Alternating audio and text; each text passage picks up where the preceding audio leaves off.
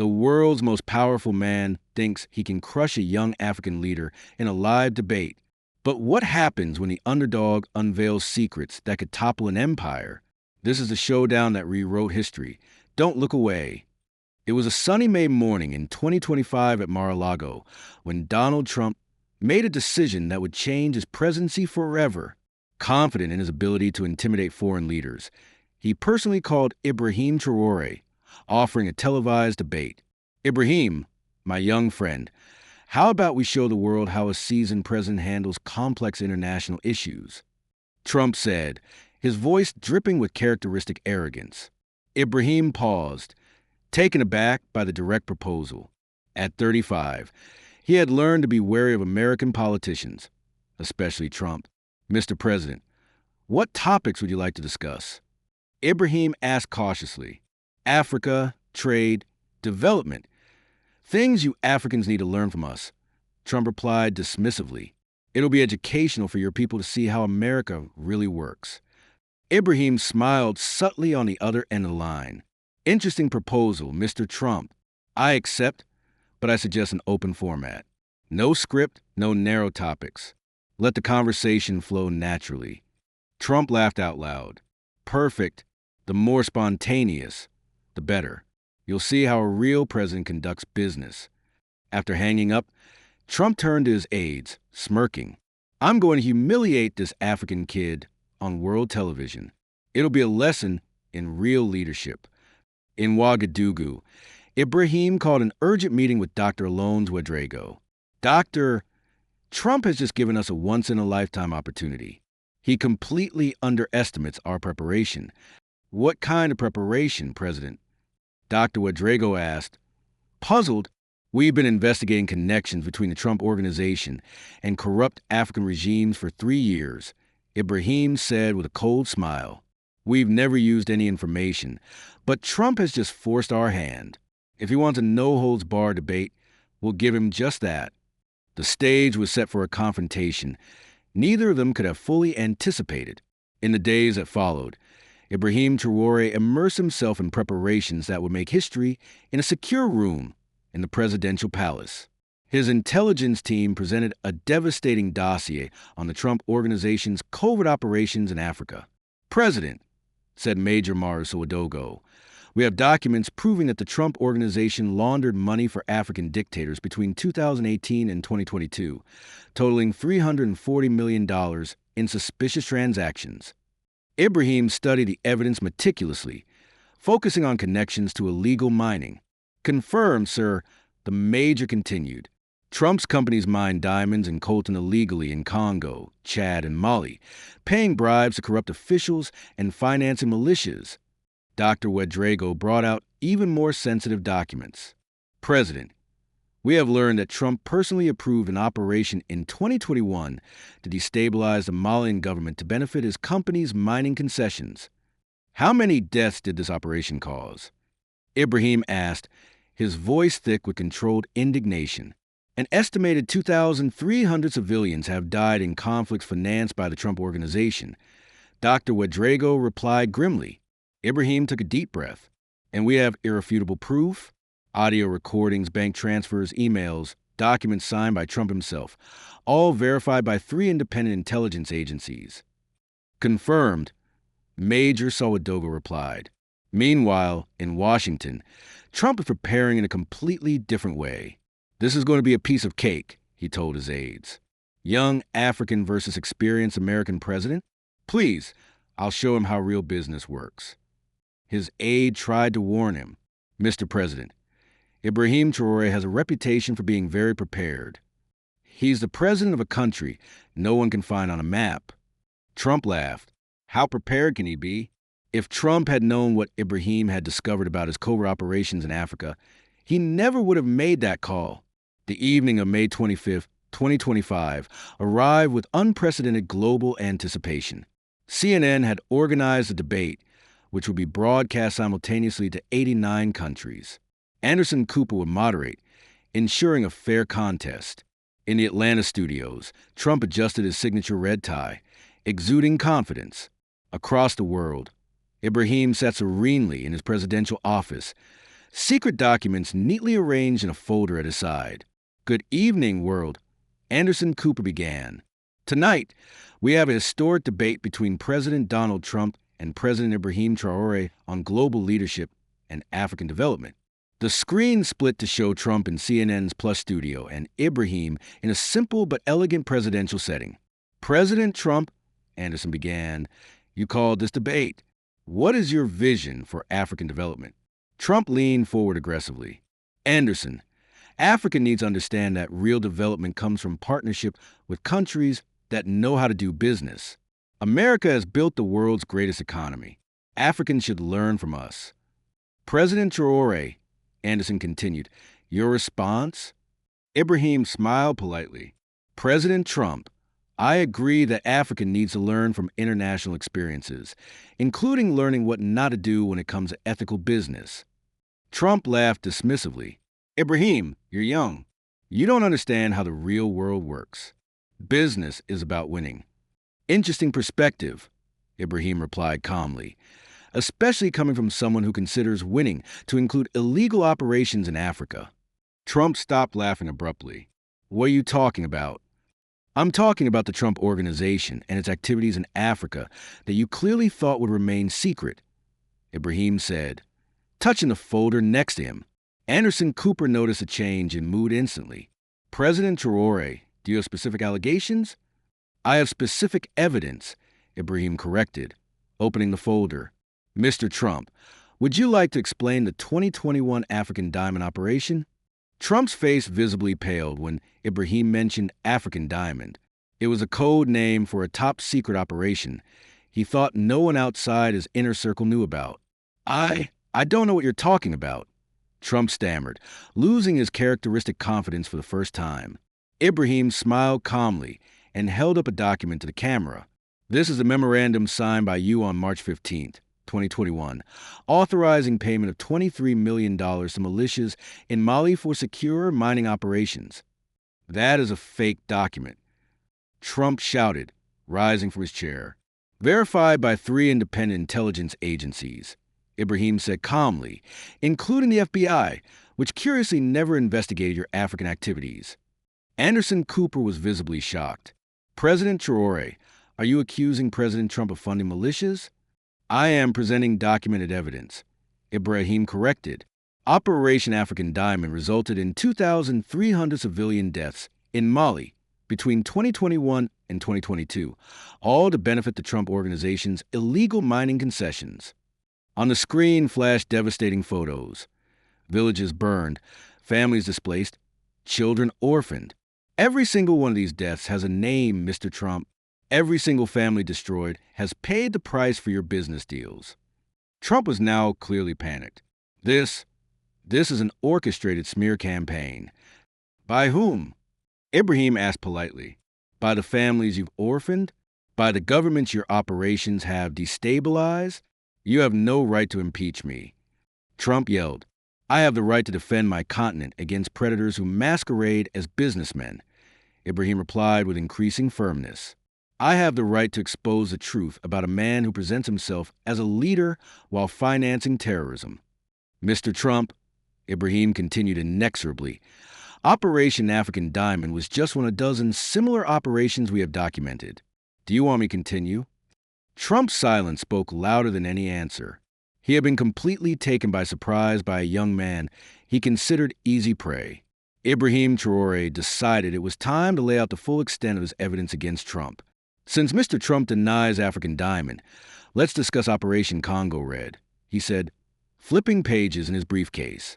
"No," Trump shouted desperately. "I refuse to continue this interrogation." "Mr. Trump," Anderson Cooper said, "you agreed to an open format. President Traoré is presenting serious allegations that deserve a response." Ibrahim produced a new document. Congo Red. $67 million laundered through Trump Organization shell companies to fund illegal extraction of coltan, a mineral essential for smartphones and laptops.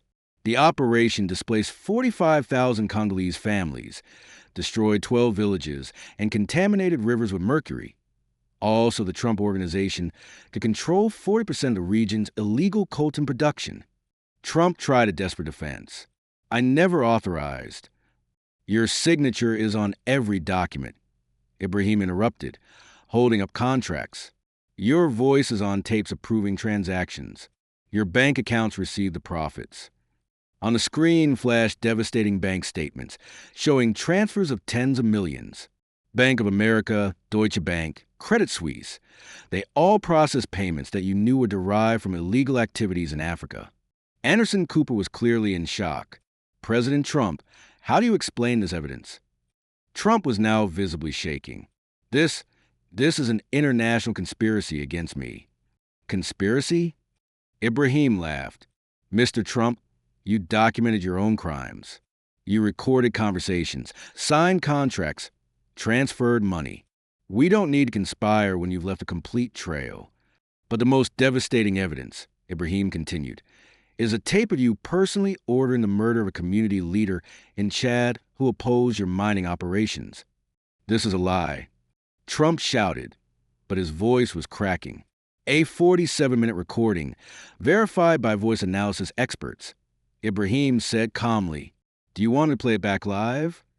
Trump's complete silence confirmed that Ibrahim had evidence that could destroy him completely. Trump was now in a state of complete panic, realizing that Ibrahim had set a trap of catastrophic proportions. His hand shook visibly as he tried to form a coherent defense. You Africans are trying to blackmail me," he stammered, sweat dripping down his forehead. "Mr. Trump," Ibrahim said with devastating calm, "blackmail would be if I asked for something in exchange for silence. I am not asking for anything. I am exposing crimes. Why do you think I invited this debate?" Ibrahim continued, "I thought it was the usual American arrogance of wanting to humiliate an African leader. I discovered it was the perfect opportunity for justice." Anderson Cooper tried to maintain professionalism. "President Trump, these are extremely serious allegations. Do you want to respond specifically?"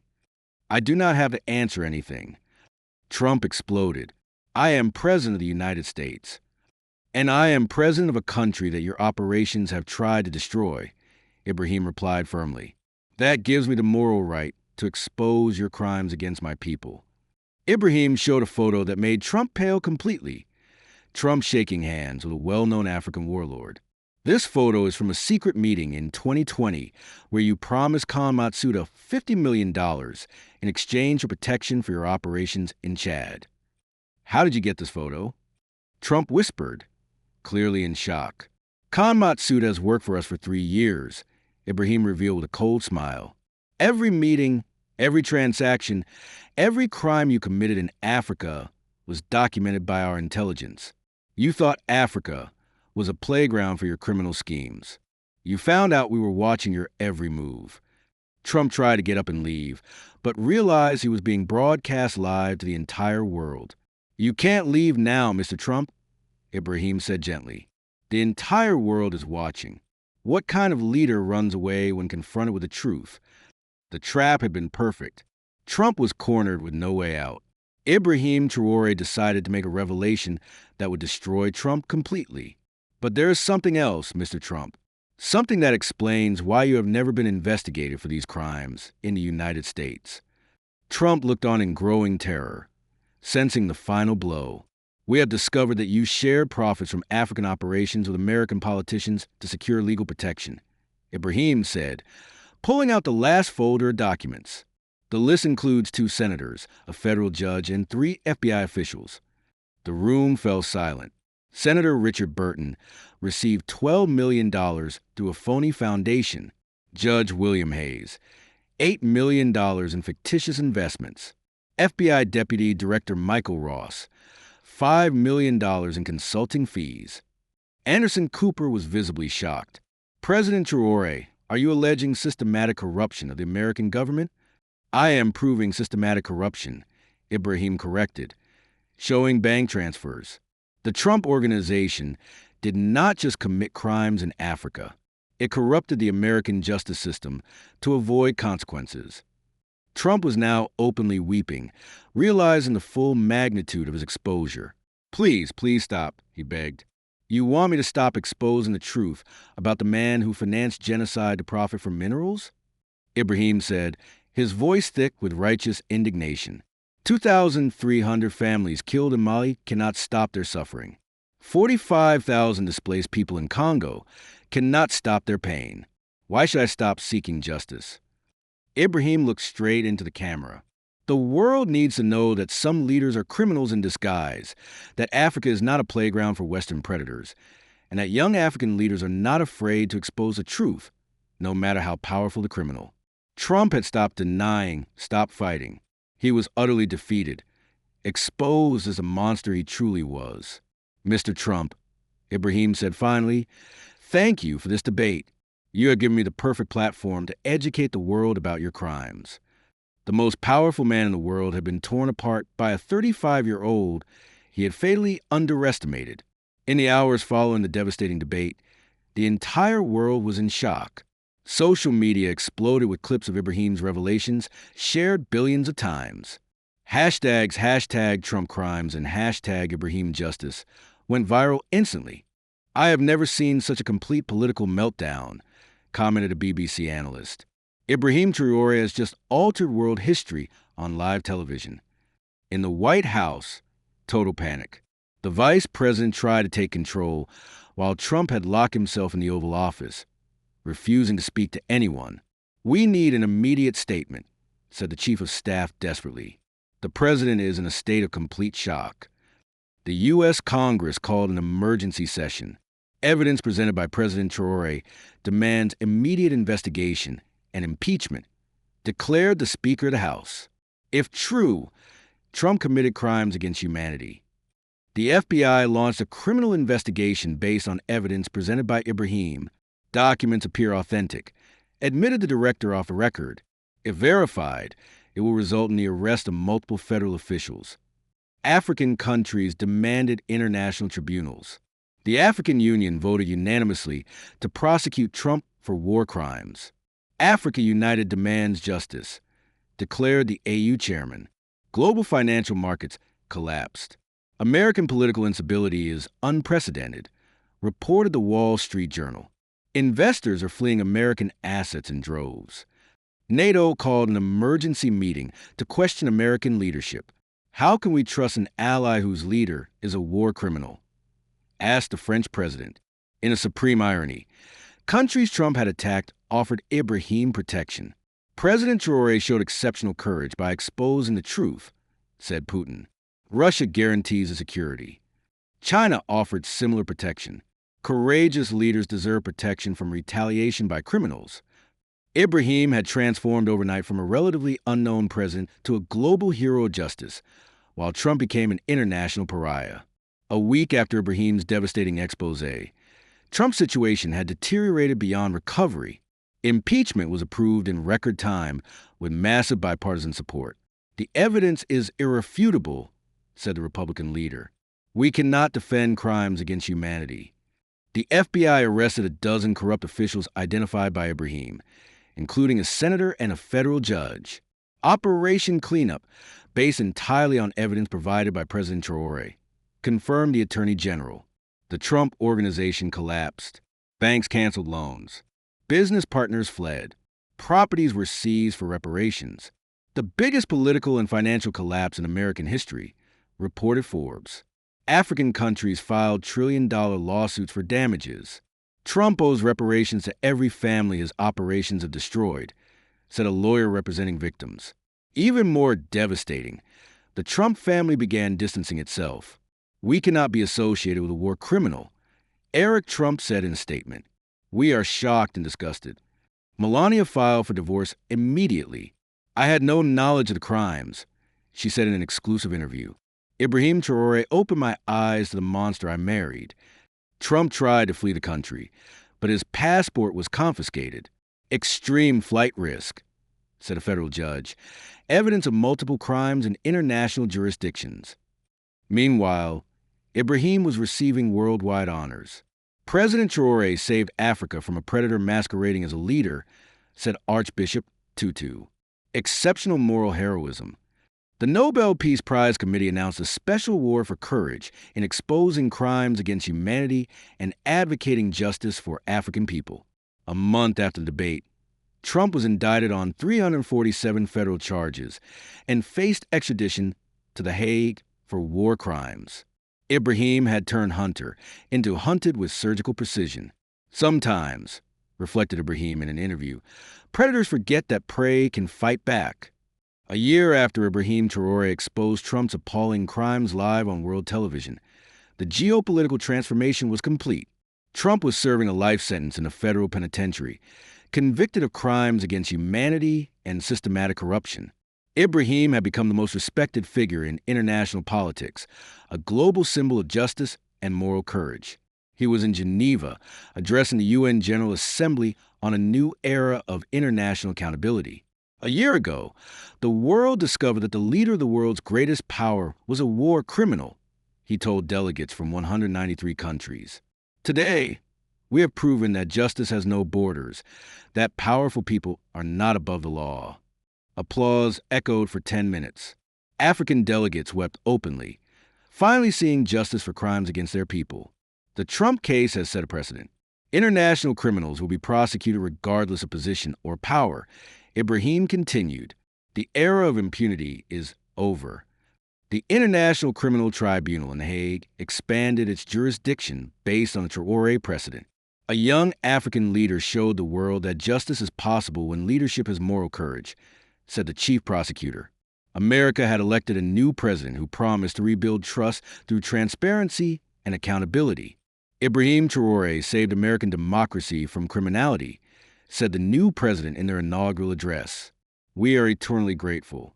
Africa was thriving under a new paradigm of respect and equality. Trump's crimes expose that Africa is not a playground for Western exploitation, said the AU president.